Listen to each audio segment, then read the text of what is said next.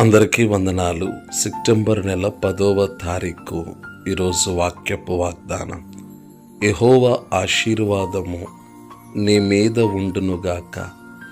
యెహోవా నామమున మేము మిమ్మును దీవించుచున్నాము అని అనకయుందురు. దేవుని ఆశీర్వాదము మన మీదుండాలి. దేవుని నామమున మనము దీవించబడిన వారిగా ఉందుముగాక. ఆమేన్. అందరికీ వందనాలు. సెప్టెంబర్ నెల 10వ తారీఖు. ఈరోజు వాక్యపు వాగ్దానం. యెహోవా ఆశీర్వాదము నీ మీద ఉండునుగాక.